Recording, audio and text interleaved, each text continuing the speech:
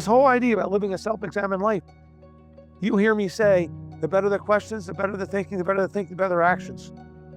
If you're not listening to other people and you're afraid to hear tough questions, you're afraid to hear tough commentary, you're afraid to be made uncomfortable, it'll diminish your thinking. So to live an examined life, you got to be free of thought, and you got to be curious, and you got to be free to express yourself and interact and be interdependent with other people. Have the strength to hear different opinions. The most important thing you can do is be true to yourself, be consistent, have integrity, dignity, grace. That's what I encourage people to do, to dig deeper. When something makes you uncomfortable, dig deeper. Having the courage to challenge ourselves, because that's the hardest piece of this.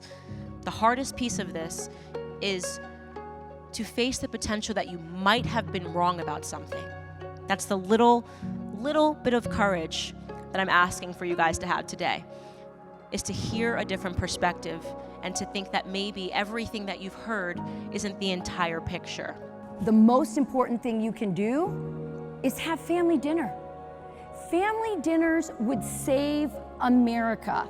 If you have a family dinner where you're talking about what happened at school, but you're also encouraging critical conversations and you're able to challenge them and debate and have these different ideas come up. All of that is so important. And only after the Bill of Rights was added to the original constitutional draft did it finally get ratified. And I think it was brilliant. And it built in many ways, well, I don't want to say it built. What it did was it protected the freedom of the people.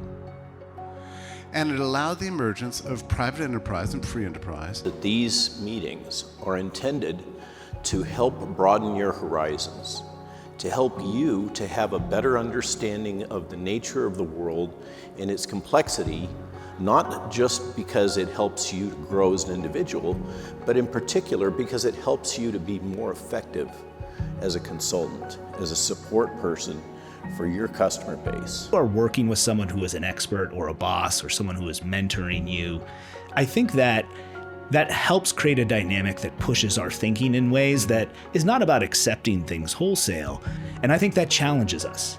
And I think in many respects, and something I know we've talked about, the point of the First Amendment to me is not just an ideological purity test. It is about something we can put to use and challenge ourselves with and improve as a result of challenging one another. I would say what Siegfried Group is doing right here by opening up conversations and employees to things that might have nothing to do, maybe do with your day-to-day at work, but in a work setting, is a context for civil discourse that I think the internet lacks. I think that non-structural ways for us to debate and dialogue and be challenged in our opinions are important, but also structured ones are, where we are kind of forced to listen, forced to appreciate kind of another viewpoint,